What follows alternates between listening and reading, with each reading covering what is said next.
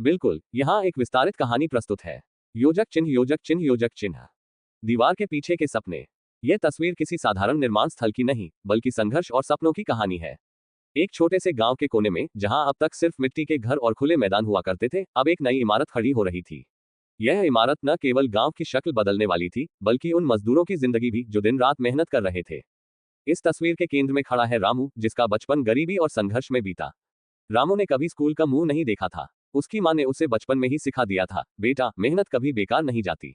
यही मंत्र लेकर रामू बड़ा हुआ। अब वह अपने परिवार के लिए एक बेहतर भविष्य की आस में ईंटें ढो रहा था। उसके साथ खड़ी उसकी पत्नी मीरा, जो न केवल उसकी जीवन संगिनी थी, बल्कि उसकी ताकत भी। मीरा भी मजदूरी करती थी। उन्होंने अपने जीवन को संघर्षों से भरा पाया था, लेकिन कभी हार नहीं मानी।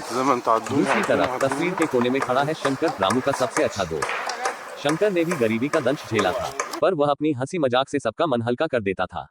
शंकर का सपना था कि उसकी बेटी पढ़ लिखकर एक दिन डॉक्टर बने। उसने ठान लिया था कि चाहे जो हो, वह अपनी बेटी को स्कूल जरूर भेजेगा।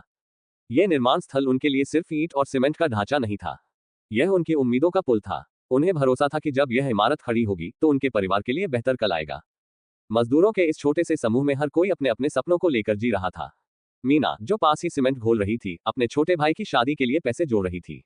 वहीं बुजुर्ग लक्ष्मण काका, जो उम्र के इस पड़ाव पर भी काम कर रहे थे, चाहते थे कि उनका बेटा अपना छोटा सा दुकान खोल सके।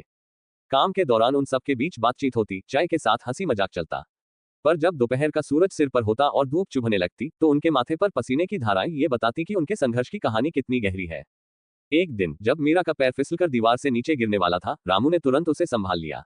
उस दिन उन्होंने महसूस किया कि सिर्फ दीवारें ही नहीं, उनका आपसी भरोसा भी उनकी ताकत है। यह तस्वीर सिर्फ मजदूरों की कहानी नहीं कहती, बल्कि यह उन अनगिनत सपनों की कहानी है, जो हर ईंट में जुड़े हुए हैं।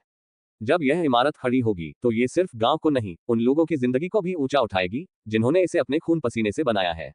योजक चिन्ह, योजक चिन्ह, योजक चिन्ह। ये कहानी उन सभी संघर्षशील लोगों को समर्पित है, जो अपने सपनों को पूरा करने के लिए जी जान लगा देते हैं। अगर आप इसमें और भी विस्तार चाहते हैं, तो बताएं।